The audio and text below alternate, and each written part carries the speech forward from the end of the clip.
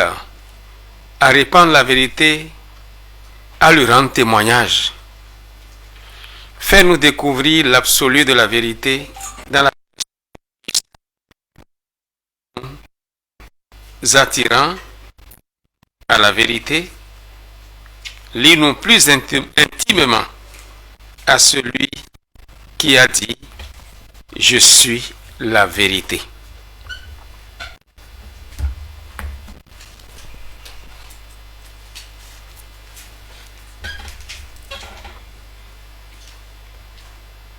À l'instant même, il exulta sous l'action de l'Esprit Saint et dit « Je te loue, Père, Seigneur du ciel et de la terre, d'avoir caché cela aux sages et aux intelligents et de l'avoir révélé aux tout petits. Oui, Père, c'est ainsi que tu as disposé dans ta bienveillance. Tout m'a été remis par mon Père, et nul ne connaît qui est le Père, si ce n'est le Père, ni qui est le Père, si ce n'est le Fils, et à celui à qui le Fils veut le révéler. » Puis il se tourna vers les disciples et leur dit en particulier « Heureux les yeux qui voient ce que vous voyez, car je vous le déclare, beaucoup de prophètes, beaucoup de rois ont voulu voir ce que vous voyez et ne l'ont pas vu, entendre ce que vous entendez et ne l'ont pas entendu. » Parole du Seigneur. Au nom du Père et du Fils et du Saint-Esprit. Heureux les oreilles qui entendent ce que vous entendez, dit le Seigneur à ses disciples. Nous avions introduit hier avec beaucoup de retard, mais le Seigneur nous a donc dit ce qu'il voulait nous dire hier. Aujourd'hui, nous poursuivons notre route sur ce phénomène dont tout le monde parle. Ceux qui en ont fait l'expérience savent de quoi il s'agit. Ceux qui subissent les effets ne savent pas de quoi il s'agit, seulement ils subissent, ils en souffrent et parfois ils sont de grandes victimes. La sorcellerie. Ce thème est en français, mais chacun a une manière de le dire dans sa langue maternelle. Moi, hier, en parlant, je parle du azé, c'est ce que je sais en fond. En goût aussi, en éveil aussi, c'est pareil. Mais dans d'autres langues, on le dit autrement. Moba, on dit potiensoi. Et ça se traduit mangeuse d'âme. Mangeuse d'âme, et là, c'est orienté vers les femmes. C'est comme s'il n'y a que des femmes qui soient sorcières. Ça, c'est dans l'expression, la mentalité, la culture Moba. Il y a eu des débats sur ce thème pendant longtemps dans le diocèse d'Apawan actuellement. Ils sont en journée pastorale, l'évêque avec les diocésains, pour décider des orientations pour cette année pastorale. Mais je me rappelle que pendant des années, la sorcellerie était à l'ordre du jour pour tous les diocésains. Parce que dans le temps, il y avait beaucoup de polémiques autour du thème potiensoi. Tout simplement parce qu'on parle de mangeuse d'âme, alors que l'âme ne meurt pas. Donc le concept n'était pas accepté. Mais la réalité demeure la réalité. Ça, c'est une histoire que je fais. On n'est plus à ce niveau parce qu'apparemment tout le monde sait que la sorcellerie existe aujourd'hui. Qu'est-ce que la sorcellerie? La sorcellerie, donc azé, dite dans vos langues, hier je l'ai déjà introduit, je le reprends avant que nous entrions en profondeur. C'est un phénomène, une manifestation connue et répandue dans le monde entier, mais plus particulièrement en Afrique, sous des traits culturels particuliers où ces effets sont directement explicites. Je disais hier, le signe du pacte qui symbolise efficacement le pouvoir du sorcier au sud du Bénin ou du Togo est une calebasse qui, au moment du pacte, entre dans le corps du candidat, appelé le rituel vécu. Il y a des objets où, à part la calebasse, quelques éléments qui sont repérés comme utilisés par les sorciers. J'ai parlé du balai hier. Il y en a qui parlent du chat. Et très souvent, c'est un chat noir qui vient crier derrière la maison. Le plus souvent, c'est plutôt les hiboux, azéhé, qui vient crier sur le toit ou dans la maison. Mais tous les oiseaux ne sont pas sorciers. Et tous les hiboux ne sont pas des sorciers. C'est un oiseau. Mais quand cela a été utilisé, que ça peut être un oiseau maléfique, de même que le chat. Nous avons des chats dans nos maisons, tous les chats ne sont pas sorciers. Mais le sorcier peut s'en servir. Même le serpent, même le chien. Est-ce que vous pouvez imaginer que même les cancrelats, les cafards qu'on trouve dans les WC sont utilisés par les sorciers? Il y a un jeune qui raconte son témoignage. Un jour, son papa l'a appelé. Il est en France. Et lui a dit, mon fils, aujourd'hui ne dors pas. Il faut veiller. Entre minuit, 1h et 2h du matin, tu verras 3 cancrelats rentrer chez toi. Il faut tuer les 2 qui vont suivre le premier. Lui ne savait pas pourquoi on lui disait ça. Mais il a veillé. Il a mis de l'eau au feu. Et entre donc, minuit et 1h du matin, les cancrelats sont arrivés. À la queue leu, il a versé de l'eau chaude sur les 3. Le lendemain, il apprend que son papa est décédé. Son père était sorcier. Et c'était le moment de livrer son fils le plus cher. Il devait le faire parce qu'il y a la pression. Il a mangé pour les autres. Il doit donner pour lui. Et comme il ne veut pas que son fils meure, parce qu'il y a le cœur aussi là, heureusement, il a averti pour dire de tuer les autres. Mais lui n'a pas compris le message. Il a tué tous les sorciers, y compris son papa. Les hiboux, dans le diocèse de Natitango, à Perma, quand j'étais curé, il y a une femme qui venait se plaindre des hiboux qui passaient tout le temps à la maison. On peut parler d'un troupeau de hiboux. Son mari, qui est musulman, je ne dis pas les noms, j'avais prévu ne pas dire les noms, lui a dit, nous devons prier. Elle faisait beaucoup le rosaire, son mari faisait ses prières musulmanes, mais cela a eu des effets positifs. Les hiboux sont partis. Mais il y a un qui revenait de temps en temps, crier autour de la maison. Il y a eu des phénomènes insolites qui ont suivi. Ceux qui ont suivi mes enseignements à Agora peuvent s'en souvenir encore, puisque c'est le contexte de redonner ces témoignages. Un jour, Il y a un monsieur qui est rentré dans la maison, on ne sait pas par où il est passé puisque le portail était fermé. Il était à côté d'un arbre qu'on appelle le Hiroko, en train d'enlever l'écorce de l'arbre.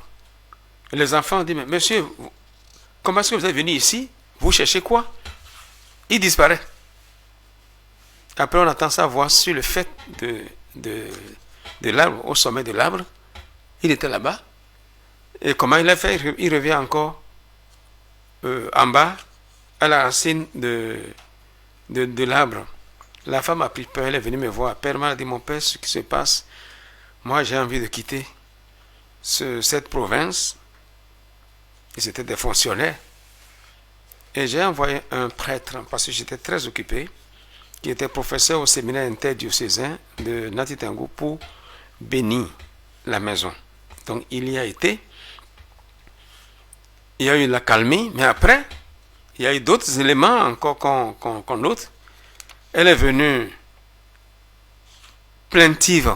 Elle dit, mon père, on en a marre. C'est que il a une fièvre continue qu'aucun médicament n'a soulagé. Et une nuit, elle se réveille en sursaut. Son mari était assis sur le lit. Elle dit, chérie, nous sommes sauvés. Plein de sueur, la fièvre avait disparu. Et la femme demande à son mari, qu'est-ce qui s'est passé? Il dit, j'étais couché et j'ai compris que tu m'as enjambé. Certainement, tu vas aux toilettes. J'ai dit, où vas-tu? Où vas-tu? 3 fois. Habituellement, il dit, quand je parle à ma femme, elle répond. Mais ce silence m'a surpris. Alors j'ai mis la main sur le lit pour voir si ma femme est vraiment là. Mais elle était là. Et j'ai dit, mais qui m'a enjambé? Alors il voit quelque chose, quelqu'un, un homme noir, géant, qui se lève, qui passe par le toit, qui s'en va.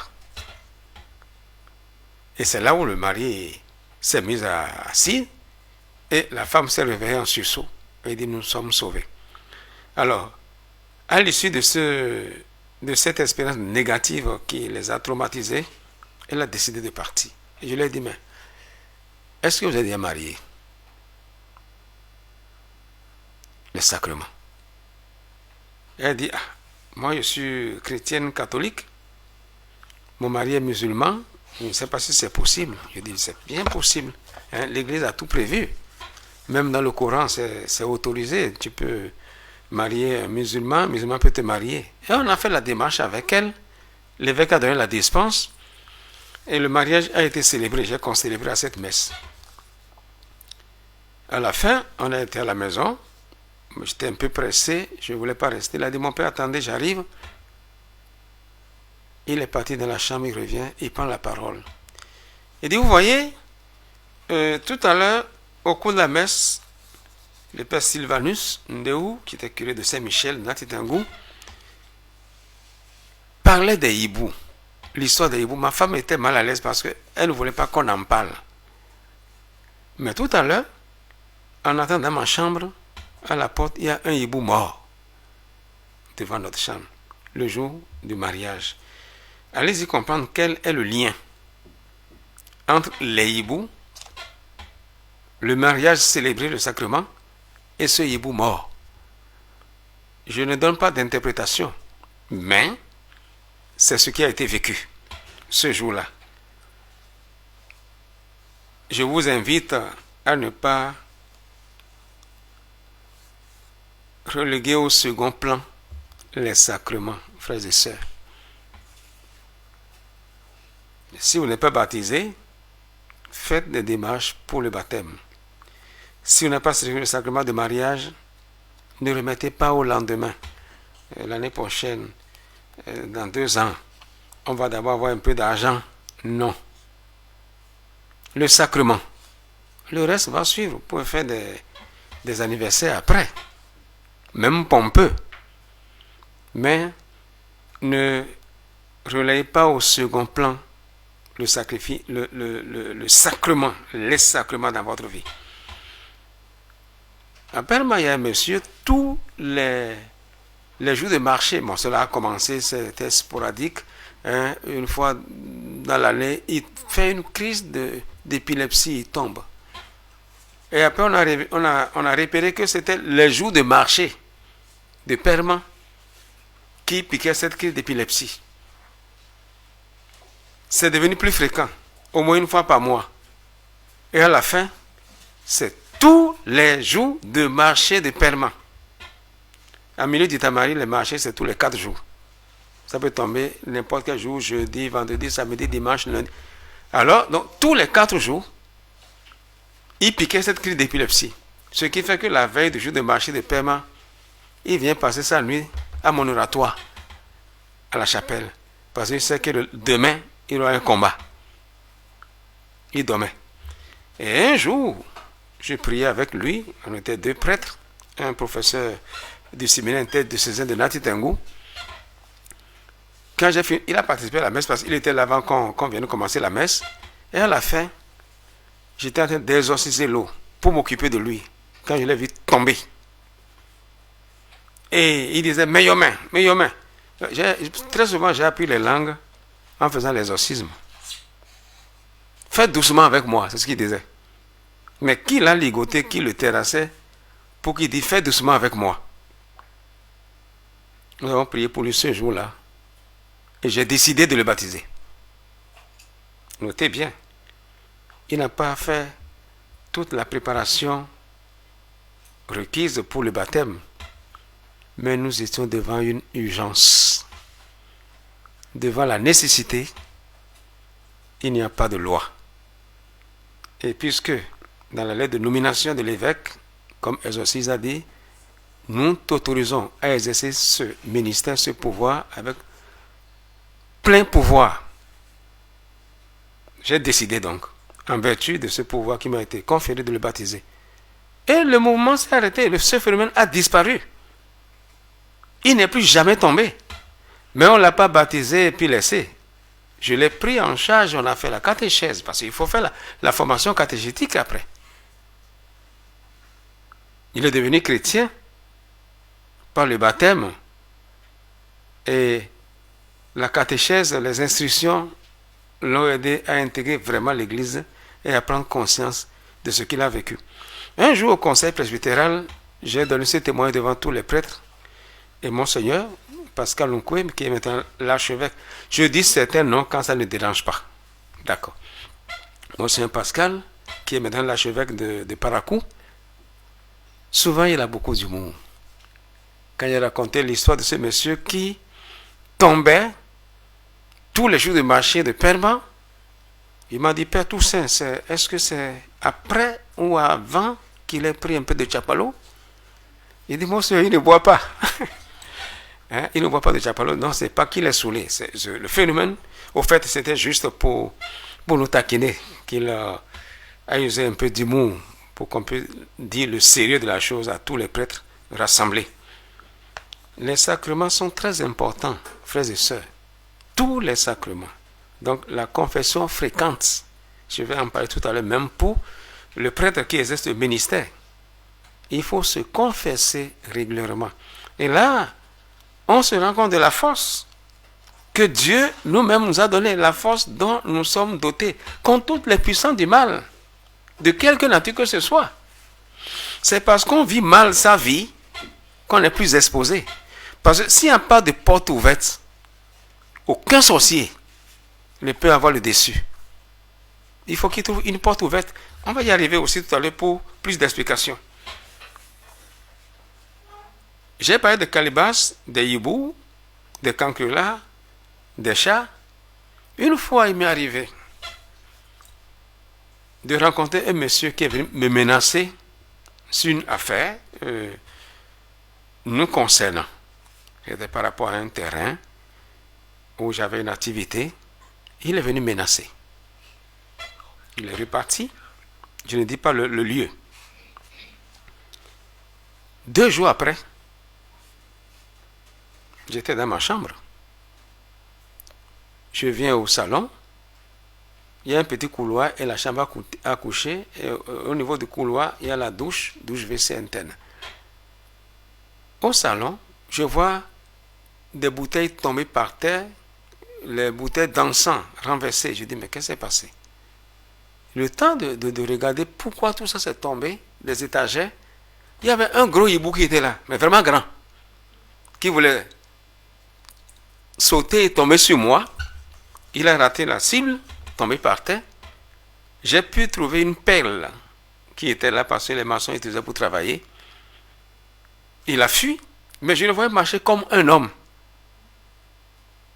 Il voulait s'envoler par une issue d'un tôle et il est tombé dans la citerne, dans l'eau. Alors donc, les ailes étaient mouillées. Alors je l'ai plongé dans l'eau. J'ai insisté pour appuyer, mais il a fait 1h30 avant de mourir, sous l'eau. Cela fait au moins 6 à 7 ans que ça s'est passé. Mais je ne sais pas après quel est l'impact. Parce que le monsieur qui avait discuté avec moi il y a 2 jours, je l'ai pu revu jusqu'à aujourd'hui. Est-ce qu'il est là? Est-ce qu'il n'est pas là? Je n'en sais rien. Mais j'ai lié les 2 faits. Bon, je n'ai pas tiré de conclusion. J'ai juste raconté une histoire. Certainement qu'il serait là. Il faut que certains, si je demande d'après lui comment il va, sa santé. Hein. Chacun a vécu des expériences particulières. Donc, dans les milieux du Sud, il y a des manifestations typiques à la culture du Sud. Dans les milieux Nord, ce n'est pas les mêmes événements. Ce n'est pas les mêmes éléments. Ce n'est pas forcément les calebasses qu'on trouve à Kara, à Yamtougou, à Dapaon, dans des milieux d'Itamari, chez les Somba, pour ainsi dire. Il y a d'autres manifestations. Et ceux qui sont dans les milieux le savent. Je n'ai pas de preuves, mais on parle souvent des avions de Yamtougou. Vous n'avez jamais entendu parler? Hein? Des bambous qui atterrissent la nuit. Hein? Je ne rentre pas dans les détails parce que je ne maîtrise pas le fait. Mais je l'ai aussi entendu. Et je sais qu'en milieu Naoudoum, les gens tiennent à la tradition. Hein? Je ne vous apprends rien de nouveau. Les traditionnalistes partout tiennent à la tradition. Mais ceux que j'ai rencontrés en milieu Naoudoum, à Yamtougou, même des chrétiens, il y a des cérémonies, il faut faire. Et on dit, mon père, on doit le faire parce que c'est notre culture.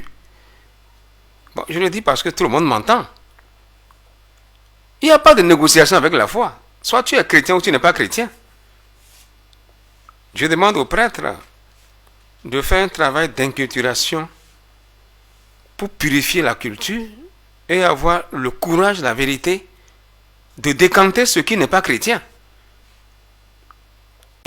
Et on est chrétien, ça on ne peut pas le faire. Et que les chrétiens sachent qu'il y a des choses qu'on ne peut pas faire.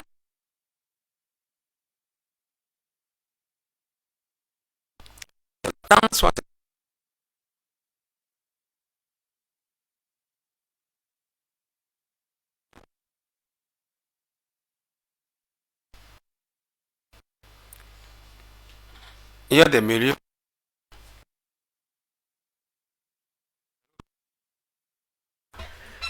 Quand on parle des sorciers de Savalou, c'est pas n'importe quoi. Une fois, j'étais en une campagne d'évangélisation. Heureusement que ce n'était pas encore la consécration. Le vent, la pluie nous a chassés. On a dû rentrer à l'église, dans une petite église, alors que la grande église n'était pas encore finie. Et juste à l'heure de la consécration, pas de lumière, coupure de courant. J'ai gardé le corps de Christ en haut. J'ai dit, tant qu'il n'y a pas la lumière, je ne descends pas le corps de Christ. Et le Seigneur lui-même nous a donné la lumière et la messe a continué. Maintenant, il y a tellement de guérisons, tellement de paroles de connaissance, de témoignages. Eh bien, c'est ces merveilles-là que le Seigneur préparait quand le démon est venu nous perturber. Mais le démon, il sait qu'il ne peut pas vaincre Il sait qu'il peut pas peut pas aboutir, mais il tente quand même. C'est ça son orgueil. Je ne peux pas réussir, mais je vais quand même tenter quelque chose. Parce que le Seigneur, il est la puissance suprême de toutes les puissances qui peuvent exister. Mon ami Père Pio faisait un jour l'exorcisme et il demande à l'esprit qui était dans la possédée, quel est ton nom? Il a dit Deesu. Et Deesu, ça veut dire quoi? Et l'esprit répond, comme en latin on dit que Dieu est Deus, moi c'est Deesu. Le démon c'est un orgueilleux. Il tente quand même, mais il ne peut pas y arriver. Et je dis souvent, en paraphrasant le Père Alter, le démon c'est comme un chien enragé, il aboie, mais il ne peut pas vous mordre parce qu'il est attaché. Il ne mord que ceux qui s'approchent pour lui jeter le pied dans la gueule et il va bien mordre. Si on n'a pas des éléments qui utilisent ceux-là dans le monde des ténèbres, il n'y a pas de porte ouverte. Il rôde autour. Comme dit le Seigneur, il va et vient cherchant qui rôde. Résistez-lui avec la force de la foi. Il ne peut pas. C'est quand on est parti soi-même consulter, aller voir un charlatan, demander à faire un sacrifice, qu'on s'expose.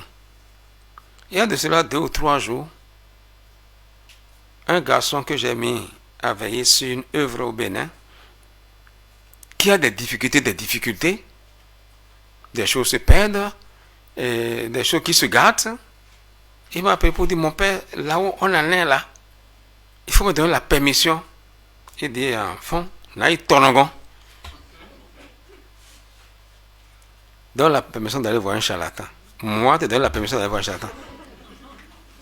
Je lui dis, mais tu me vois ici, tu as encore besoin d'un charlatan. Il ne peut pas faire mieux que moi. Donc, ma responsabilité ne s'engage pas. Je t'interdis d'aller chez le charlatan parce que tu es chrétien.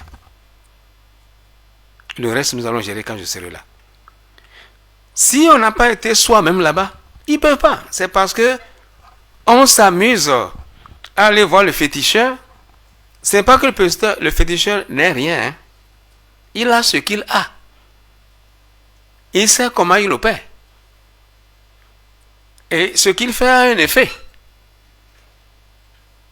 Les animaux qu'il tue, le sang qu'il verse, a un effet. J'ai connu quelqu'un au Togo ici. Il ne dit ni le nom, ni le milieu.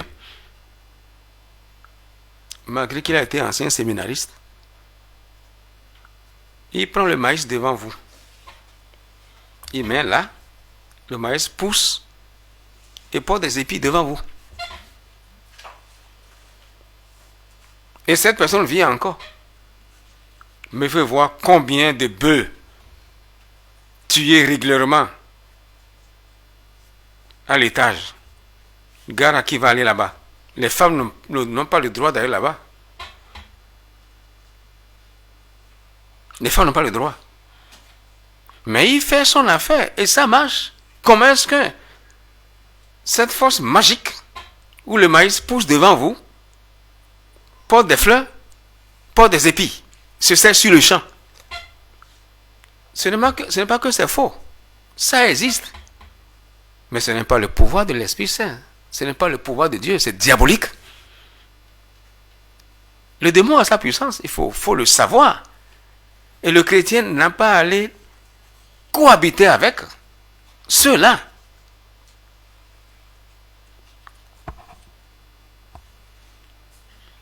J'ai parlé de Savalou. Il faut aller dans mon village. Parmi les Aïzor, les Dekenu. Ils me suivent, ils savent que ce que je dis, ils le savent aussi. Un monsieur dans ce village, il s'appelait Martin. C'était un ancien séminariste. Il a fait le séminaire en Guinée-Conakry, dans une communauté religieuse. Il n'a pas été ordonné. Et ses parents ont demandé qu'il vienne d'abord. On l'a bloqué là. Il n'est plus reparti au séminaire. Et finalement, il s'est marié. Mais il a eu au moins le privilège, étant ancien séminariste, de convertir son papa, qui était chef canton de tous les Tofino du moment, qui s'est baptisé, qui a reçu le baptême, et avec les valets, ceux de la cour royale, de la chefferie, il a créé sa classe de catéchèse, a réussi par la grâce de Dieu à convertir beaucoup, qui ont reçu le baptême. Il écrivait, comme il est intellectuel, il écrivait à l'évêque pour ériger le village là en paroisse. L'évêque dit, mais c'est un petit village. Mais il a réussi quand même à avoir un prêtre. Monseigneur Bouchès a envoyé son frère, même père, même mère, dans ce village. Germain Bouchès a été envoyé par Noël Bouchès pour être premier curé de ce village, par Saint-Antoine de Padoue. Mais quel combat ce monsieur a mené? On parle de l'homme d'enfant que les sorciers lui ont tué. Il était le seul à avoir une maison en dur pendant longtemps, avant que les gens commencent à construire. Maintenant, il y a des maisons en dur partout. Parmi ses enfants, il a eu 13 enfants avec sa femme. Il n'est pas polygame. Il y a toujours eu un vivant, un mort, un vivant, un mort. Entre deux, il y a toujours un qui est mort. Sauf un garçon qui n'a pas eu de mort avant et après. Il a eu une sœur qui s'appelait Justine, et lui-même il est né, et après il a une autre sœur qui s'appelle Épiphanie. Mais après Épiphanie, il y a eu un mort. Avant Justine, il y a eu un mort. Jusqu'au Benjamin. Alors, le seul garçon qui n'est pas mort, parce qu'il devait mourir, parce qu'il y a un mort en deux. Qu'est-ce qu'on raconte de lui? Plusieurs fois, on a tout fait pour le faire partir, mais il a résisté. On raconte son histoire, on dit, un jour, il a eu un mal qu'on appelle Djanguedjan dans le temps. Et il reste comme ça, raide, par terre. Rien ne se plie. L'infirmier du village a tout fait. Il a reçu une piqûre, d'abord dans les fesses, dans les bras, et après on lui amène quelque chose de gros comme ça, dans le ventre. Et il dit, on avait pitié de lui. D'autres non, il a dit, moi seul. Les gens ont eu pitié de lui. Même un jour on a cru qu'il était mort, ce jeune garçon. Et la maman a dit, on va le blesser par la lame pour voir s'il va crier. On a blessé un et un. Il a dit, waouh! On dit, ah, il vit. Mais ce garçon a survécu, il a été tout le temps malade. Et quand il a fini avec la période de maladie, il est devenu terrible. C'est lui qui vous parle, c'est moi, ce garçon dont il s'agit. C'est pourquoi on m'a appelé à Wamenu, Fidjanaï. Et comme ils ont essayé, ils n'ont pas pu. Maintenant, c'est moi qui m'engage contre eux. Et avec moi, ils n'auront pas la paix. Parce que je n'ai pas le pouvoir d'un homme. J'ai le pouvoir qui a été conféré par Dieu lui-même. C'est pourquoi je n'ai pas peur. Si c'était en mon nom, j'allais avoir peur. Je n'ai peur d'aucun sorcier. Parce que c'est qu'ils ne pourront jamais avoir le dessus sur moi. Il peut tenter de fatiguer, mais ça ne m'atteindra pas. Parce que celui qui m'a consacré m'a plongé dans son sang. Je vais vieillir. Alors, s'ils se convertissent, oui, ils auront le bonheur, la bénédiction. La dernière fois, quand j'ai été pour célébrer mon jubilé dans ce village, à la fin, j'ai béni les récoltes pour les villageois. Mais avant de bénir, j'ai dit la grâce du jubilé. Tous ceux qui, d'ici ou d'ailleurs, vont entreprendre du bien, vont vouloir du bien aux enfants de ce village seront bénis, protégés par le Seigneur de génération en génération. Amen. Et j'ai ajouté, tous ceux qui, dans l'ombre ou de quelque part que ce soit, tenteront d'en vouloir négativement à la vie des enfants de ce village, vont s'engager pour la destruction de ce village, s'ils tombent, ils ne vont jamais se relever. Parce que le Seigneur dit, ce que tu as dit sur la terre est dit, est fait au ciel. Je ne suis pas là pour tuer quelqu'un, pour maudire. Si quelqu'un ne veut pas tomber, pour ne pas se relever, qu'il se convertisse et va rentrer dans la bénédiction. C'est cela. Choisis le bien pour vivre. Renonce au mal pour ne pas mourir. Mais si quelqu'un va subir les conséquences négatives de la sorcellerie, il aura choisi. Ce n'est pas moi qui lui ai donné. Mais moi, mon rôle, c'est de protéger les enfants de Dieu contre le mal. Et de détruire le mal sans pitié. Il ne faut pas avoir pitié pour le mal. Il faut avoir pitié des malfaiteurs. Et tout faire pour qu'ils se convertissent. C'est une parenthèse. Quand j'étais tout petit, avec mon papa, on allait souvent, il n'était pas encore allé au séminaire, dans un village qu'on appelle Béco, qui était réputé comme village des sorciers. On a abattu un arbre dans un quartier qu'on appelle Kodji. Il n'y avait pas de tronçonneuse, c'est avec des hatches. Ça a duré au moins 2 semaines. C'est un grand arbre. Le côté, on entendait du bruit, des haches, et le jour l'arbre est tombé. Ah, c'est comme Pentecôte, le grand vent. Waouh! Et tout le monde a couru. J'étais aussi parti curieux pour voir. Mais le tronc d'arbre, c'est grand, c'est plus grand que cette chambre. Donc ça veut dire que ça fait des années. Mais j'étais surpris de voir à l'intérieur de la cendre des marmites, il y avait des couteaux,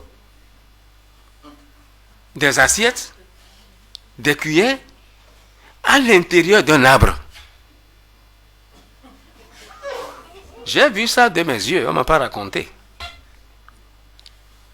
Mais comment est-ce que tous ces ustensiles de cuisine sont partis à l'intérieur de l'arbre? Donc c'est là qu'ils mangeaient la viande des gens. Hein? Et les villageois ont décidé de couper cet arbre. J'en ai encore le souvenir. Je connais encore l'endroit. Si aujourd'hui je vais à Bécor, je vais demander à aller voir qu'est-ce qu'est devenu ce lieu. Mais ils ont évolué maintenant. Bécor a été érigé en paroisse. Donc ils ont un curé résident. Hein, là, maintenant. Voilà un peu illustré ce que c'est que la sorcellerie. Non pas une définition qui dit tout de la sorcellerie. Non, c'est juste quelques faits pour vous introduire dans le phénomène, c'est tout. En passant par les quelques témoignages que je vous ai donnés. Tout à l'heure, je viendrai à d'autres témoignages personnels que j'ai vécus. Je préfère dire des choses que je sais. Comment devient-on sorcier? C'était sur cette question qu'on s'est séparé hier.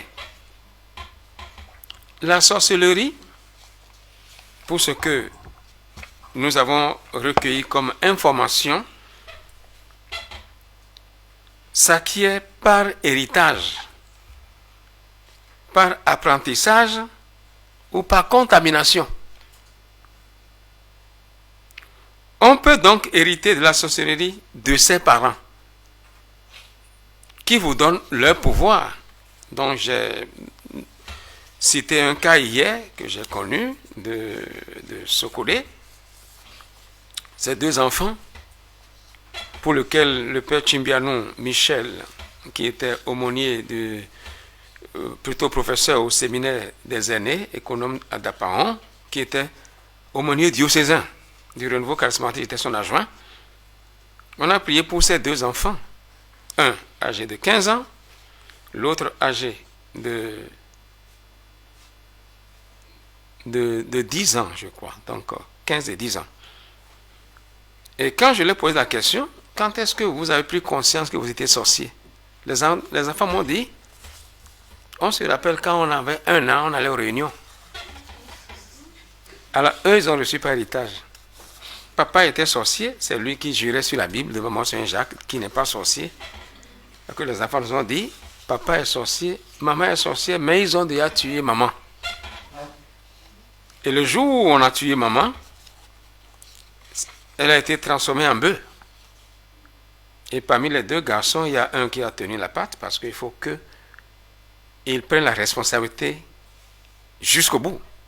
C'est lui qui a tenu les pattes du bœuf pour que le chef, il a donné son nom, parce que là-bas ils ont un nom. Il y a un nom de l'initiation qu'ils n'utilisent pas quand ils sont parmi nous. Le chef a égorgé le bœuf. Et les tâches sont réparties.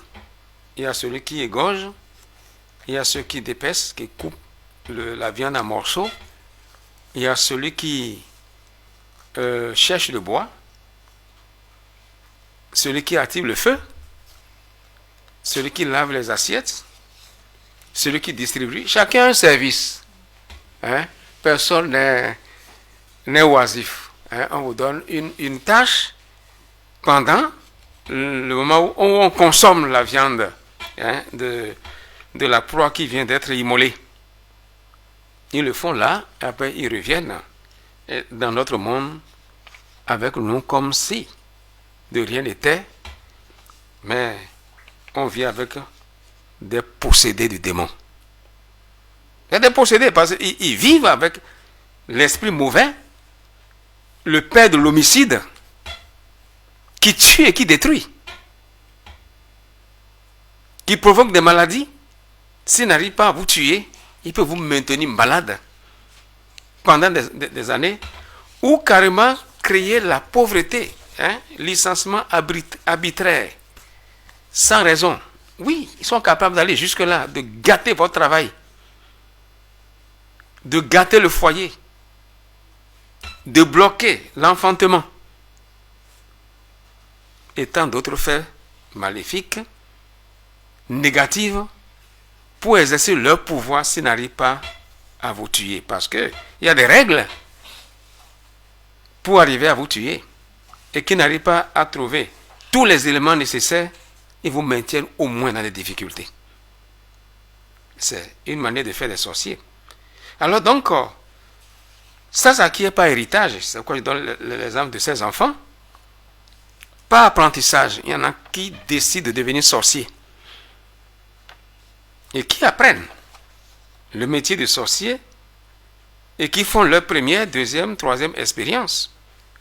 Ne soyez pas surpris de constater des actes abominables, insolites, qu'on demande aux sorciers. On peut demander à un sorcier de coucher avec sa grand-maman. Si tu es capable de faire ça, ça veut dire que tu es capable de faire le mal.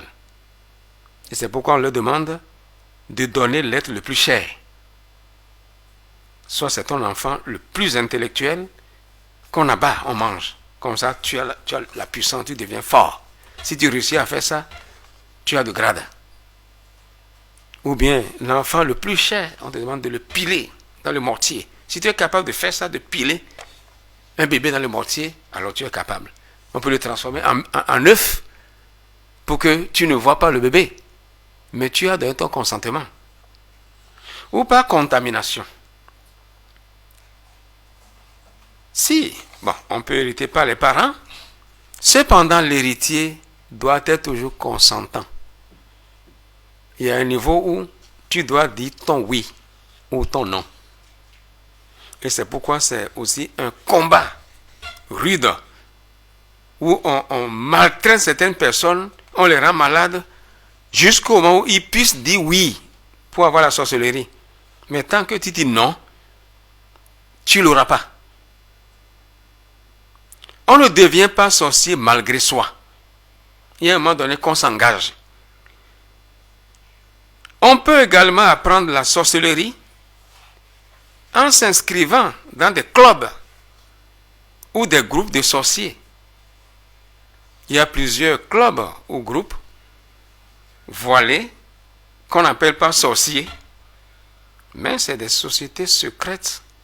Je ne dis pas leur nom, mais vous en savez beaucoup.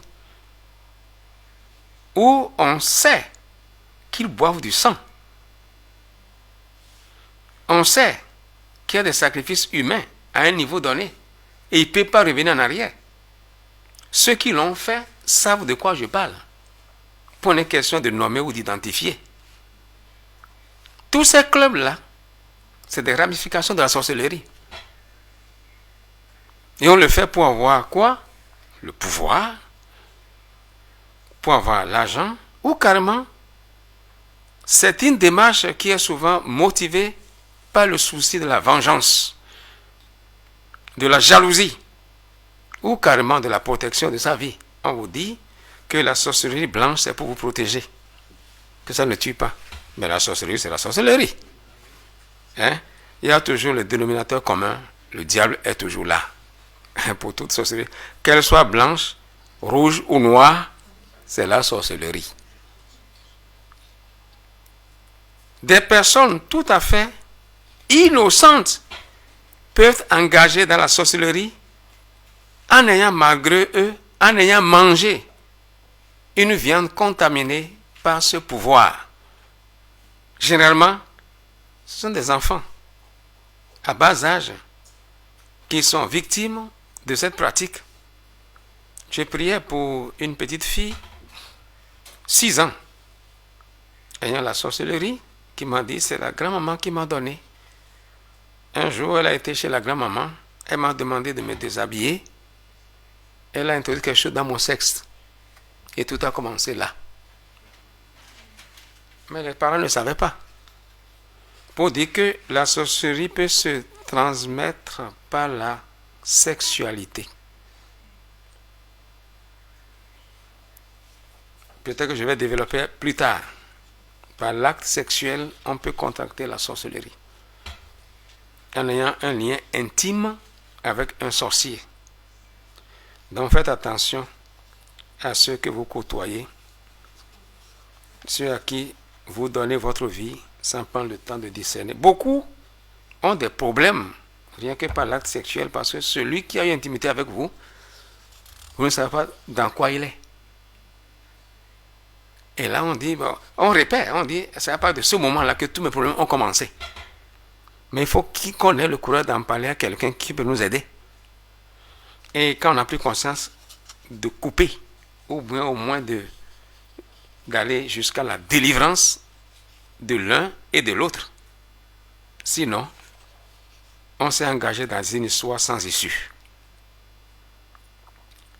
Donc je répète que des personnes tout à fait innocentes peuvent être engagées dans la sorcellerie en ayant mangé une nourriture, une viande, c'est très souvent la viande, contaminée par ce pouvoir. Généralement, ce sont des enfants. Ils s'en servent généralement comme d'un jouet pour tester leur pouvoir sur les membres de leur famille. Et la mort s'ensuit. J'ai connu un jour un enfant dont je ne dis pas le nom, parce qu'il y a des grands cadres qui sont dans cette famille, que le père Pamphile accompagnait. Il a prié plusieurs fois pour cet enfant sorcier. C'est une fille, elle devait avoir entre 14 et 15 ans. Il m'a dit, Père Toussaint, est-ce que tu peux t'en occuper? J'ai prié pour cet enfant pendant 3-4 jours. Avant de voyager, j'étais parti en France.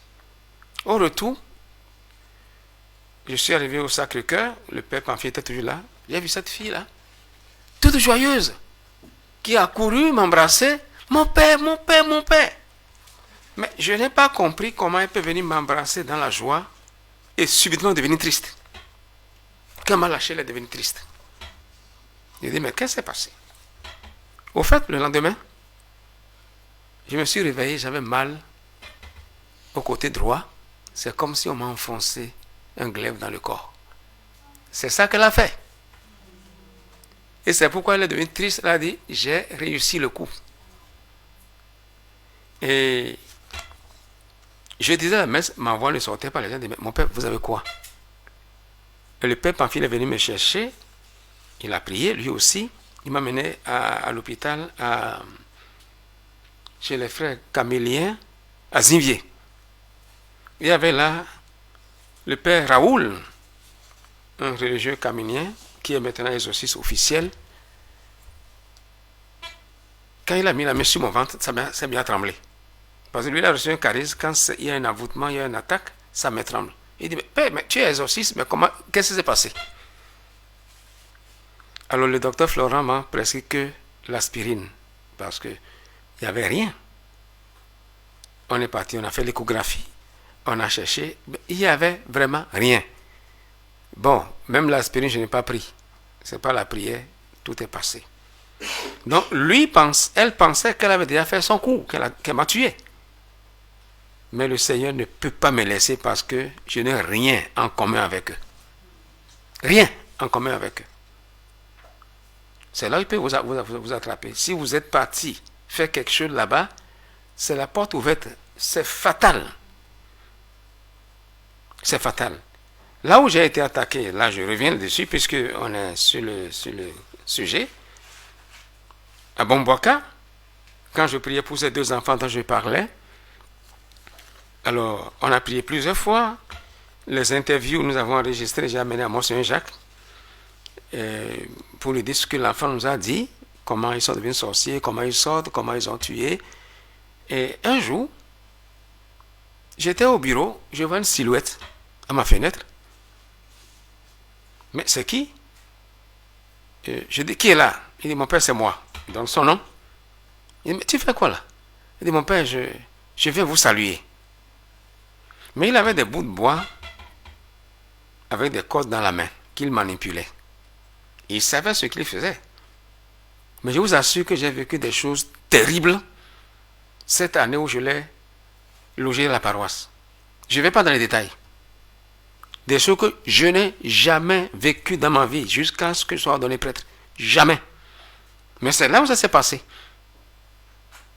Alors j'ai compris que j'avais commis l'erreur parce qu'il était là, mais tous les jours il s'exerçait. Et un jour le Seigneur m'a demandé de dire messe à son intention. La puissance de l'Eucharistie. Donc j'ai autour de 21h par là, j'ai préparé l'autel, messe en privé. J'ai célébré. J'ai purifié les vases sacrés et j'ai voulu prendre un temps de méditation et d'action de grâce et je me suis surpris à aller dans un sommeil quasi léthargique. Un sommeil qui m'a gardé de cette heure-là, 21h à 21h30 jusqu'à 4h du matin. J'étais assis sur ma chaise et quelqu'un ouvre la porte. Là, je reconnais bien la personne. C'était le berger fondateur du Renouveau de Mango. Je n'avais pas à avoir peur du berger. Il a dit, berger, assois-toi. Et on s'est mis à parler. De quoi? Je ne m'en souviens pas. Et après, j'ai dit, bon, je vais prier pour toi. Quand j'ai levé la main, j'étais comme électrocuté. Ça m'a vibré. J'ouvre les yeux. Ma porte était bien fermée. J'avais encore le calice, le ciboire devant moi. Il n'y avait personne dans la chambre. J'ai fini de dire la messe et j'ai encore pris quelques minutes au Saint-Sacrement. Mais j'étais courbaturé. C'est comme si on m'a battu partout. Et à 5h, mon téléphone sonne. Personne ne m'a jamais appelé à cette heure-là. Il n'y avait pas encore les téléphones portables en ce moment-là. Du moins, rares sont ceux qui les avaient. Alors j'ai décroché. Il dit, allô, c'était le Père Michel Chimbiano. Il dit, Père Toussaint, paix et joie. Je dis, Amen. Il dit, mais toute la nuit, j'ai essayé de t'appeler, ça ne marchait pas. Pour te dire de ne pas rentrer dans ta chambre. Il dit, mon père, de quoi s'agit-il? Il dit, mais j'ai la petite, me permettez, la petite Thérèse ici, qui me dit qu'on t'a envoyé quelqu'un à Bomboaka. Moi, on m'en a envoyé 2. C'est quoi? J'ai passé la nuit à faire le rosaire dehors. J'ai dit, mon père, moi, j'ai reçu la personne.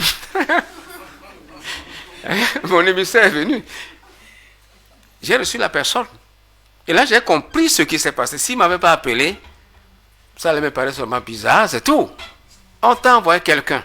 Donc, ne rentre pas. Heureusement que j'étais en pleine célébration eucharistique, j'étais dans le sang du Seigneur. Ils ont tout fait, c'est pourquoi je suis resté courbaturé, mais ils n'ont pas pu avoir le dessus. Ils n'auront jamais le dessus. Amen. Amen. Voilà, donc, quand ça arrive aux enfants, ils tentent le jeu. J'ai connu un autre garçon à Bomboaka. Bon, il n'est pas encore baptisé, mais je crois qu'il est converti. Qui est parti prendre des choses qu'on lui a données par curiosité. Il a des marmites sous son lit, des bouts de bois avec des cordes tissées. Et il dit, mon père, parce que j'ai été là, enlever beaucoup de gris-gris dans la maison, presque tout le monde est baptisé sauf lui encore. Il viendra un jour au baptême. Même le papa, je l'ai aidé à régulariser sa situation matrimoniale pour commencer par prendre la communion à nouveau avant de mourir. Il me révèle son secret par rapport à ses marmites et des choses qu'il a mis dedans, pour lesquelles il tue de temps en temps des poules pour verser le sang. Il dit, mon père, quand je prends ça et ça, et je mets ensemble, je prononce quelques paroles, celui à qui je l'oriente doit mourir. Alors, j'ai essayé sur des chiens, j'ai déjà tué 17 chiens. Il n'a jamais essayé sur un homme. Mais sur les chiens, le chien passe, il brade sa chose, il monte, il dit des paroles, le chien tombe. Heureusement qu'il n'a pas fait ça sur un homme. J'ai récupéré, j'ai brûlé. Parce qu'il m'a donné le conseil, il a dit, mon père, je n'en veux plus. Vous voyez? Mais c'est déjà une forme de sorcellerie. Si une personne était morte, eh bien, il rentre dans le club. Il s'est amusé avec les animaux. Ce garçon, il vient encore, il doit avoir maintenant environ 30 ans, aujourd'hui. Mais quand on se connaît, on s'appelle. Vous m'excusez, je ne peux pas dire le nom. Peut-être s'il m'écoute, il sait que c'est de lui que je parle. Alors, les enfants ne réalisent pas la gravité de leur agissement. Ils finissent par y prendre goût. Surtout quand il y a eu effet. Le sorcier, comme le diable, ne nous atteint jamais dans notre subconscient. Il a besoin de notre oui conscient. Il y a un moment où tu dois donner la parole, tu dois t'engager. Il n'a aucune prise sur notre libre arbitre, notre volonté. Même les personnes possédées ont toujours la possibilité de dire non à Satan. J'ai prié pour une fille qu'on a été chercher à l'Otogou. Il y a de cela 24 ans aujourd'hui. Le jour n'est parti, elle était à un état un peu débridé parce qu'elle n'avait pas d'habit sur elle-même. Elle portait que son slip. Tant mieux. Et on arrivait et puis elle faisait la tête. Yesu yet. C'est ça qu'elle chantait. Yesu yet. Et on a commencé la prière. C'était avec un prêtre. Dans la maison. Toute la nuit. De 20h à 5h du matin. Sa maman était couchée dans la chambre là. Elle était là. Bon, l'homme me dit, la maman est bien compatissante pour sa fille malade. Et à un moment donné, j'étais en habit, dans ma bulle, j'avais le chapelet, la couronne. Elle prend ma couronne, elle caresse ma couronne, et puis elle me caresse le pied, elle dit, elle dit, mon mari. J'ai appris beaucoup les langues en faisant le ministère. Mon mari. Alors, j'ai compris que le chapelet pouvait être utile pour notre ministère.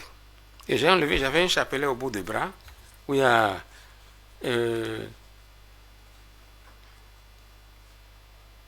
pas l'image.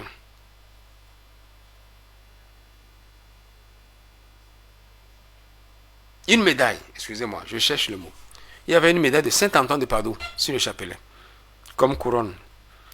Et je l'ai mis, le chapelet au cou. Elle s'est effondrée par terre. Et elle s'est mise à parler. Elle m'a dit oui, que c'est la sorcellerie, que c'est sa maman qui lui a donné ça dans le tournou. Tournou, ça veut dire moutade. C'est-à-dire que je sais que moutade s'appelle tournou à Moba. que c'est ça qui leur donnait. Donc, c'est pourquoi la maman était couchée là, pour bloquer ce que nous faisions. Il dit, il faut aller derrière la douche, il y a un fagot de bois de gombo, avec des plumes d'oiseaux dedans. Tout le pouvoir est là. Mais elle était dans un état second quand elle parlait. Et avec le prêtre, nous sommes sortis. Et j'ai pris le bois, on a mis du feu. La main est devenue violente. Non, vous n'avez pas le droit. Et tôt le matin, nous, on a enlevé la fille pour l'amener à la paroisse. Alors, on parle de sorciers, on parle maintenant de démons, parce que c'est lié, n'est-ce pas? Toute la journée, on a prié. Et vers 13h, mais c'est un démon bavard. Parlait, racontait des histoires. À un moment donné, j'ai demandé au prêtre qui était là, il dit, bon, moi j'ai envie de me confesser. On s'est retiré, je me suis confessé. Lui aussi s'est confessé. Et les femmes qui étaient avec nous, dans le noyau diocésain, dans le ministère d'intercession, tout le monde s'est confessé. C'est bien. Et on a repris le ministère. À un moment donné, puisque c'est moi qui ai confessé tout le monde, sauf le prêtre qui m'a confessé, il me suis rendu compte qu'il disait tous les péchés que j'ai entendus. Tout ce que les gens confessaient, le démon racontait tout. Et ils étaient là. Toi, tu dis que tu vas me chasser, mais tu fais ça. J'ai dit, mais c'est pas possible. Le soir, il y a eu la calmie. Le lendemain, les religieuses qui sont là voulaient aller dans la maison. Elles avaient peur. Elles disent, non, venez, je ne vais pas dire vos péchés. Je ne vais pas dire vos péchés. Alors, nous l'avons enlevée de là pour l'amener à Bamboaka. Elle a fait 1 mois à Bamboaka. Après, c'est les parents qui se plaignent. Il y avait un enseignant qui était là, on est passé par lui pour récupérer l'enfant, pour dire non, elle n'a pas le droit de rester longtemps. J'ai été obligé, avec le prêtre, de l'amener à l'évêché, pour en parler à Monseigneur. Mais quand on voulait l'amener, on l'a mis devant, mais elle a mis le pied sur la pare-brise, elle a soulevé la pare-brise. On a été obligé de la ramener derrière et de l'attacher. Jusqu'à l'évêché. L'évêque est sorti avec la crosse épiscopale. Attendu sur lui et dit, il faut dire Seigneur Jésus. Elle répond Jésus, mais elle n'arrive jamais à dire Seigneur. Parce qu'il est orgueilleux, le démon. L'évêque a tout fait. Seigneur Jésus. Elle dit Jésus, mais elle ne dit pas Seigneur. Mon soeur était fâché parce que c'est des chrétiens qui se sont opposés à ce ministère. Vous m'excusez, il était fâché, il a dit, mais si vous continuez comme ça, elle meurt, l'église ne s'occupe pas de son corps, de son enterrement. Bon, heureusement, les choses sont bien passées après. Elle est bien guérie. Hein? Elle joue même un grand rôle actuellement dans la paroisse. Je ne dis pas le rôle. Hein? Elle est là. Elle sait bien dans l'église. On n'en parle plus. Elle a repris son enfant. Et quand elle a eu la guérison, elle a repris les habits, elle est devenue normale. On ne parle plus de délivrance. On ne parle plus de possession ni de sorcellerie. Elle a été libérée. Mais ça nous a pris des mois de délivrance, des mois de prière. Un jour, quand elle n'était pas encore libérée, je lui ai demandé de se confesser. Elle dit, mon père, si je me confesse, je vais te mentir. Donc, le démon était encore là. Donc, elle ne peut pas se confesser parce qu'elle n'est pas elle-même. Donc, le démon m'a dit, si je me confesse, je vais te mentir. Donc, il faut qu'elle soit consciente pour dire son péché, en demander pardon pour être réellement libérée et puis bénéficier des grâces qui émanent du sacrement de la réconciliation. Le démon, il n'a aucune prise, je le disais tantôt, sur notre libre arbitre, notre volonté. Et c'est pourquoi je disais que même les personnes possédées ont la possibilité de dire non à Satan. Nous sommes déjà à 20h30. Je vais laisser le sujet suivant pour les jours à venir, puisque ce n'est pas aujourd'hui que nous finissons. Est-ce que 2 ou 3 personnes ont des questions à poser? On va prendre 2, 3 maximum questions sur ce que je viens de dire, ou bien d'autres choses que j'aurais pu dire dans ce contexte que je n'ai pas dit, et alors nous allons prier ensemble. S'il n'y en a pas, on va clôturer. Oui, il y a une question.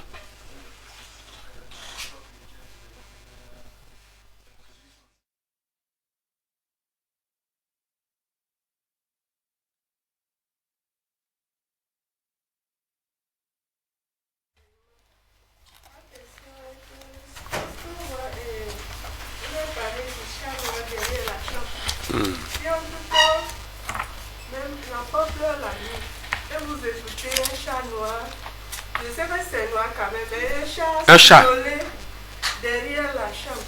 Oui. Est-ce que dit que c'est la présence des sorciers? Oui. L'enfant en question a un lien avec. Merci. D'accord. Chat, pas forcément noir, mais on entend le miaulement d'un chat et les pleurs d'un enfant, les pleurs d'un bébé. Il y en a beaucoup qui entendent ça. D'accord. Il y a l'autre question? Oui.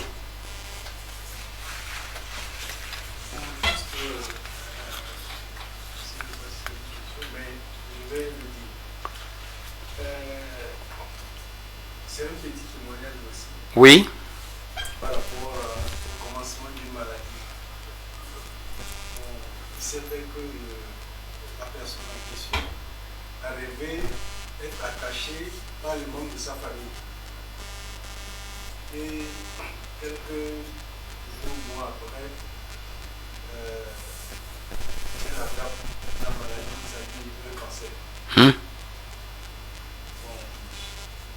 Dans cette situation, est-ce que ça a un effet de sorcellerie, un envoûtement ou un truc comme ça? C'est ce que D'accord. Quelles sont les solutions?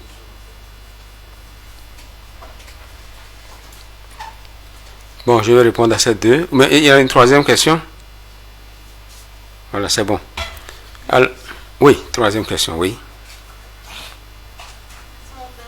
Oui. J'aimerais savoir si on a un parent qui a fait partie d'une confrérie d'ésotérisme, est-ce que ça peut avoir un effet sur ses enfants? Un effet sur ces enfants. D'accord. Voilà, on va s'arrêter à ces 3 questions. Oui, il y a beaucoup qui témoignent, qui disent, surtout quand ils ont quelques difficultés, ou même pas de difficultés, mais des miaulements de chats répétés, accompagnés des pleurnichements des enfants, des pleurs des enfants. Ou quand même il n'y a pas de chat, mais c'est un enfant qui pleure. Pendant longtemps, on sort, on voit personne. Oui, ça peut être une manifestation de l'ennemi qui rôde. Et cela peut aussi être le signe de ce qu'ils veulent faire. C'est pas forcément que c'est fait. Un enfant qui pleure déjà parce que il y a eu emprise sur l'enfant.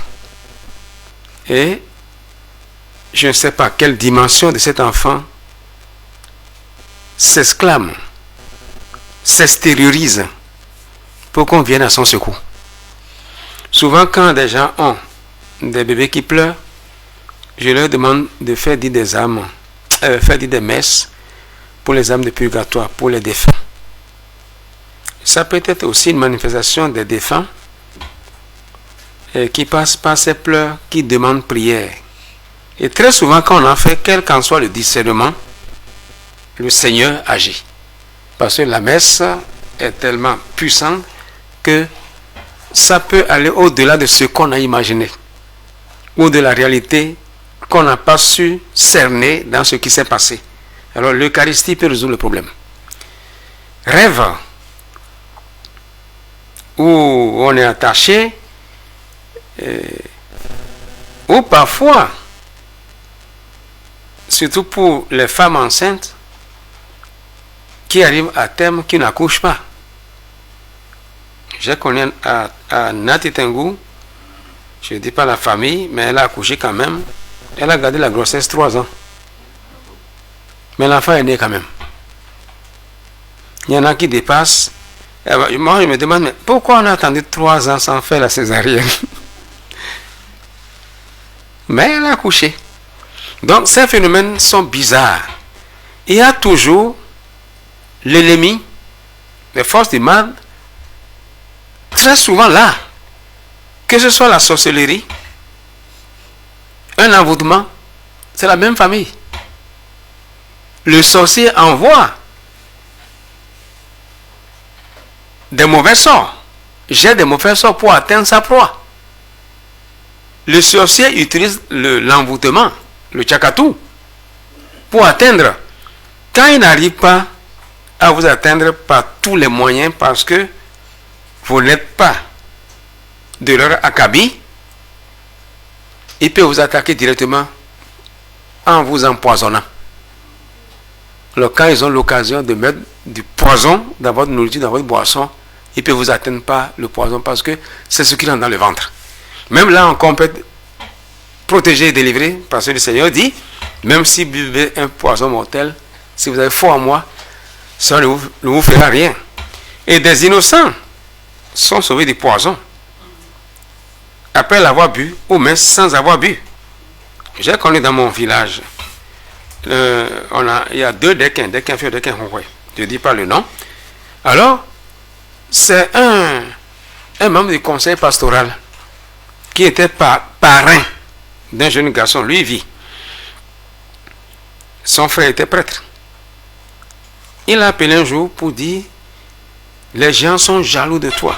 Celui dont je parlais est déjà mort, Père à son âme. Les gens sont jaloux de toi. Alors je te donne ce produit, tu vas mettre ça dans un verre de solabi et tu bois pour te protéger. Mais c'était un poison. Et il a monté à son papa, qui n'est pas baptisé, il est païen. Papa a dit, ah, c'est ton parrain qui t'a donné ça. Il est chrétien. Et tu crois que ça va te faire du bien? Il dit, bon, si tu as confiance, tu peux prendre. Il a amené le produit, il a mis dans le verre, il a mis le solabi, il fait le signe de la croix, et le verre s'éclate. Ça s'est cassé, tout est renversé. Il a compris qu'il ne devait pas boire. Tel que le verre s'est éclaté, c'est sa vie qui allait s'éclater comme ça. Il allait mourir. Ça, c'est un exemple. Donc, s'ils ne peuvent pas vous atteindre parce que il n'y a pas de porte ouverte, ils le font par rapprochement. Et on peut t'attraper aussi en plein jour et t'abattre à coups de bâton, te tuer parce qu'il n'y a pas d'autre moyen. On peut te fusiller. C'est le dernier recours. Quand de façon mystique, de façon invisible, ça n'a pas marché, c'est le corps à corps. Ça va jusque-là. Mais c'est toujours le sorcier.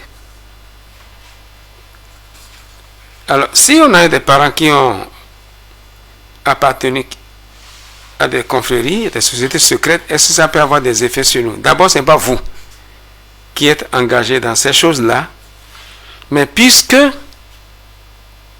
quelque part nous avons des liens, on peut être influencé.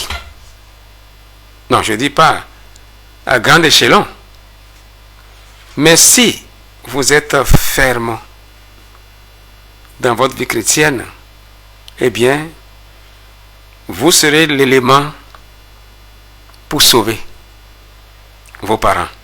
Si vous priez régulièrement, vous faites des messes, vous confessez régulièrement, ça peut durer. Tôt ou tard, le Seigneur, à cause de votre persévérance, sauvera vos parents. Déjà, cet effort de persévérer dans la prière vous protège contre cela. Mais n'allez pas croiser les bras pour dire, comme je ne suis pas dedans, je n'aurai rien. Non, normalement, ce n'est pas vous qui êtes attaqué par les conséquences. Mais très souvent, ce que nous avons en famille, de bien ou de mal, rejaillit, qu'on le veut ou pas, sur tout le monde. C'est pas fatal. Donc, c'est pas parce que mes parents l'ont eu que forcément je suis bloqué, rien ne marchera pour moi. Non, c'est pas de ça que je parle. Mais ça peut vous influencer quand même. C'est mieux de le dire. À quel degré, je ne sais pas. Mais si vous persévérez, vous êtes protégé. J'ai connu des gens, des femmes, mais qui ont demandé des messes, des trentains pour la conversion de leur mari. Parce qu'elle ne peut pas directement aller. La chambre est fermée. On n'y va pas, c'est interdit. On ne peut même pas en parler. Il y a une bonne harmonie dans la maison, tout. Seulement, ça, il ne faut pas en parler. Et leur force, c'est de remettre tout au Seigneur. Et jusqu'au moment où il y a eu conversion, mon père, maintenant c'est bon. Et on a arrêté de dire des messes pour, parce que l'intention c'était pour que le Seigneur touche le cœur. Le cœur a été touché. Il y en a où, quand ça a été prêt, c'est le monsieur même qui m'a amené pour venir ramasser certaines choses. J'ai été ramassé. Mais ça doit se faire dans la discrétion, par respect pour ces personnes-là. On n'expose pas les gens. J'ai été prendre ça chez telle personne, ça n'a aucun intérêt. C'est sa vie. Il s'est converti, gloire à Dieu. Mais on n'a pas l'exposé à dire, il a fait ça, il a fait ça. Hein, ceux qui font le ministère doivent garder vraiment le secret et respecter leur vie, leur dignité, même s'ils font une démarche de conversion. Tous, on devrait le faire. Parce qu'on n'a pas le droit d'exposer la vie de quelqu'un. Je ne sais pas si je me fais comprendre. Mais on peut vraiment aider s'il y a décision libre de s'en débarrasser, de les amener à s'en débarrasser. J'ai répondu. C'est pas suffisant. C'est bon. Mais il ne faut pas avoir peur. Le Seigneur dit, je suis avec vous. Hein, jusqu'à la fin des temps. Voilà, nous allons nous arrêter là pour aujourd'hui. S'il y a d'autres questions en ligne, on peut les prendre et les répondre d'autres fois, hein, à d'autres séances. Merci pour votre attention. Et aussi pour votre patience.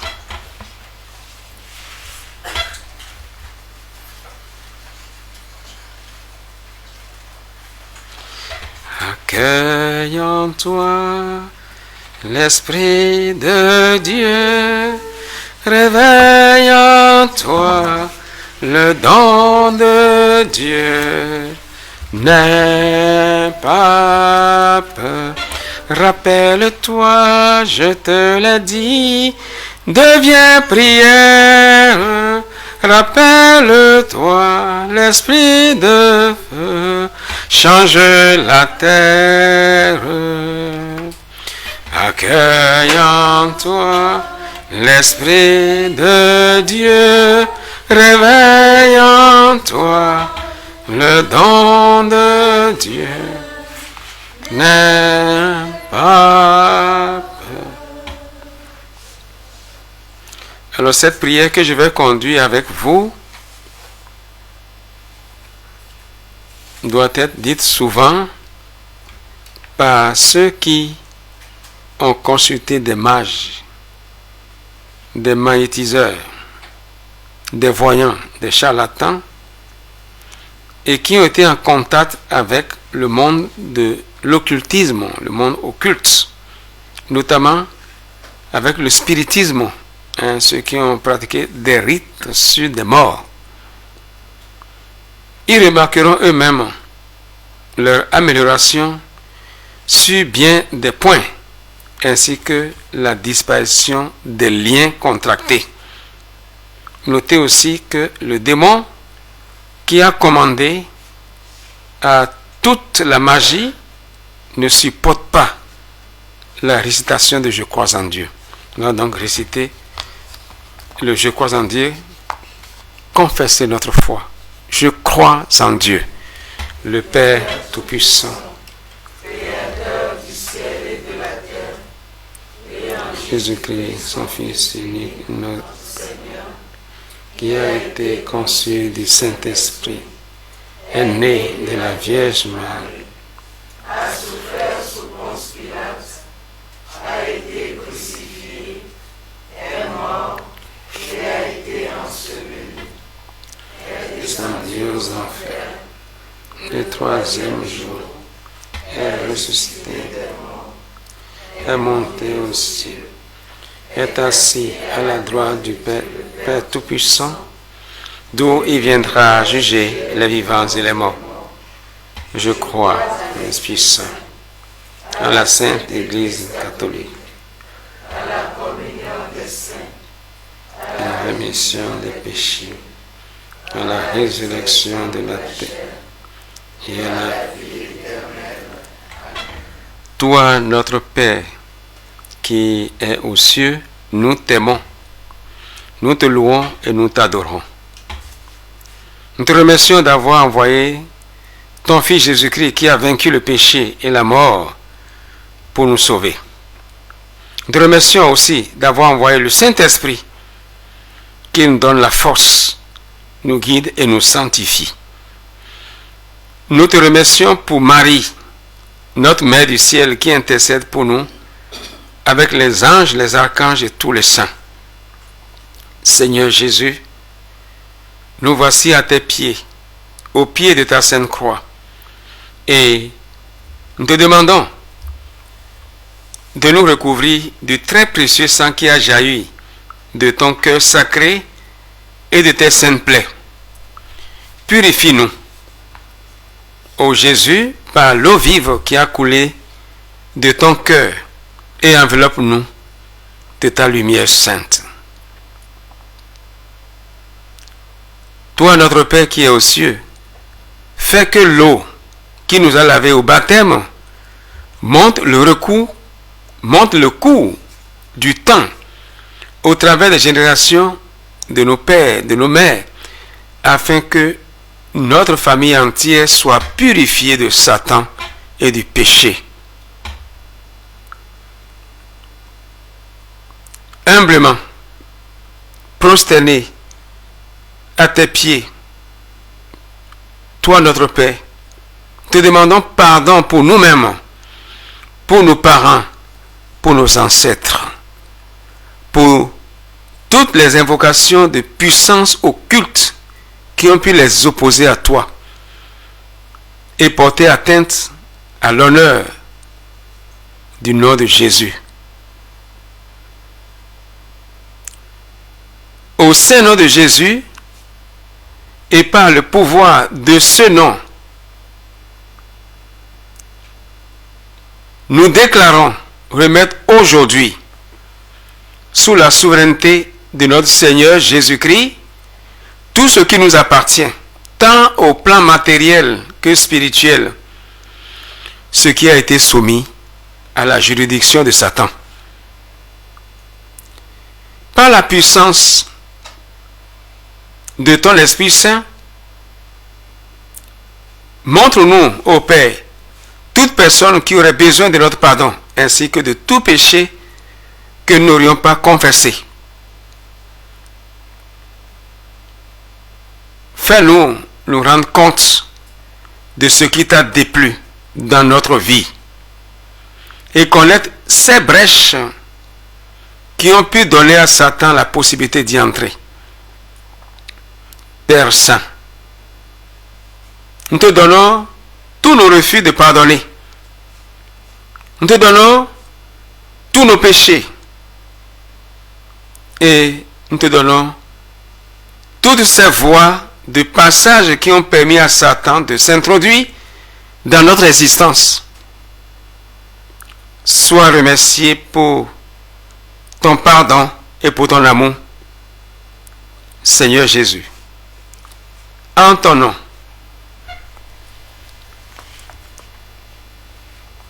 en communion avec toute l'Église, le pape François, l'archevêque de ce diocèse, prenant appui sur l'autorité du ministère sacerdotal que tu m'as conféré, je lis tous les esprits mauvais de l'air, de l'eau, de la terre, du sous-sol, du monde infernal. Je charge aussi de liens tous les espions envoyés du quartier général de Satan. Et j'invoque ton précieux sang sur l'air, sur l'atmosphère, sur l'eau, sur la terre et tous ses fruits.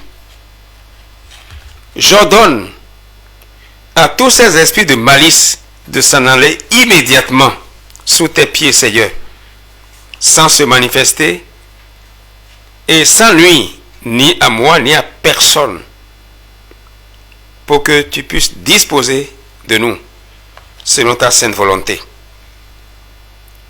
Au nom très saint de Jésus, je casse, je brise, j'annule toute malédiction, trahison, déviation et influence des esprits mauvais. Tout mauvais sort, blocage héréditaire, connu ou inconnu, tout enchaînement, sortilège, piège, mensonge, lien, obstacle, prédiction et souhait diabolique, ainsi que tout désordre et toute maladie, qu'en soit l'origine, y compris nos fautes et nos péchés. Au nom de Jésus, je romps la transmission de tout souhait satanique, lien, attaque spirituelle et œuvre de l'enfer. Au nom de Jésus, je coupe, je tranche tous les liens possibles, ainsi que leurs conséquences avec tous les astrologues, devins, charlatans, voyants, médiums, chèques, faux guérisseurs, chiromanciens, adeptes de New Age, avec ceux qui pratiquent l'occultisme ou la divination dans la boule de cristal, les feuilles de thé, les fonds de café, les cartes, les tarots et encore tous les liens avec les esprits guides, des magiciens, des sorciers, des sorcières et de tous ceux qui se livrent à une quelconque magie, vaudou, macumba ou autre. Oui, au nom de Jésus, je rejette et je détruis toutes les conséquences et implications qui peuvent provenir de la participation à ces séances médiumniques ou spirites, de la consultation des horoscopes, de la pratique de la radiesthésie, pendule, de l'écriture automatique et de n'importe quelle sorte de recette ou préparation occulte, enfin, de quelque espèce ou forme de superstition qui ne rend pas à Jésus-Christ l'honneur et la gloire qui lui sont dus. Notre Père qui es aux cieux,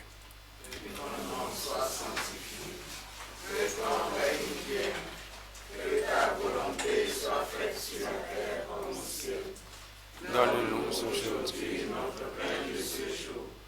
Pardonne nos offenses, comme nous pardonnons aussi à ceux qui nous ont offensés. Et ne nous laisse pas entrer en tentation, mais délivre-nous du mal. Je vous salue Marie, pleine de grâce, le Seigneur est avec vous. Vous êtes bénie entre toutes les femmes, et Jésus, le fruit de vos entrailles, est béni. Sainte Marie, Mère de Dieu, priez pour nous pauvres pécheurs, maintenant et à l'heure de notre mort. Amen. Gloire au Père, au Fils et au Saint-Esprit. Ô Dieu qui est, qui était, qui vient pour les siècles des siècles. Amen. Voici, c'est Dieu qui nous délivre. Nous avons confiance et nous ne craignons pas. Parce que notre force et notre louange, c'est lui, le Seigneur, notre salut. Amen. Amen. Levez l'étendard de l'amour, alléluia. Trompette, sonnez le combat. Christ nous a donné la victoire, alléluia. Jéricho va tomber. Jéricho va tomber. Le corps du Christ est une armée qui combat par les ténèbres, qui délivre les captifs de leur chair, au nom de Jésus notre roi. Levez l'étendard de l'amour, alléluia, trompette sonnez le combat. Christ nous a donné la victoire, alléluia, Jéricho va tomber, Jéricho va tomber. Nous applaudissons pour le Seigneur.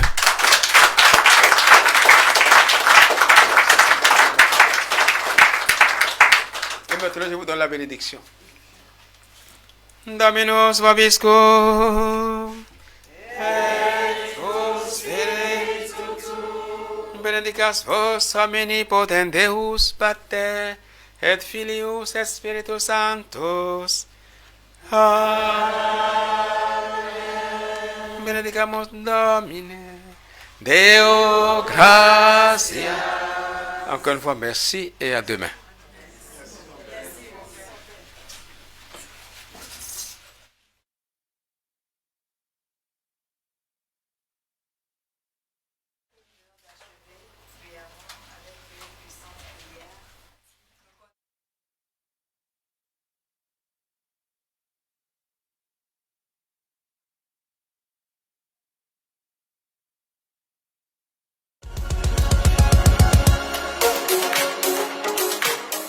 La sorcellerie se transmet par plusieurs modes. Hein. Ça peut être communiqué par la nourriture, à votre insu d'ailleurs. Hein. Vous mangez, même dans le rêve, hein, vous rêvez qu'on vous a donné telle viande, vous avez mangé et dès le lendemain, il y a des malaises. Il faut vite en parler pour qu'on fasse une de délivrance, surtout que ce n'est pas avec votre consentement. Quand vous voyez le sorcier, il y a quelques éléments. Hein. Quelqu'un à côté de vous, il vous demande des choses impossibles. Il existe cela. Et parfois, pour répondre, on dit, toi, tu es un sorcier, tu es un sorcier. Tu me demandes des choses qu'on ne doit pas faire. Parce que avant de te tuer, avant de te livrer, il y a le tribunal où tu dois dire pourquoi tu l'as livré. Il va dire, oui, je lui ai demandé 200 francs, il a refusé. On dit, ah, si c'est comme ça, on doit le tuer. Hein? Il faut qu'il y ait quelque chose qui t'accuse. Sinon, on ne peut pas te tuer. Oui, il te demande un service vraiment bête, quoi. Impossible. Il suffit de dire non. Alors, il a raison sur toi, il t'apporte là-bas pour qu'on juge. Donc, pour cette raison, il va te donner pour qu'on te tue.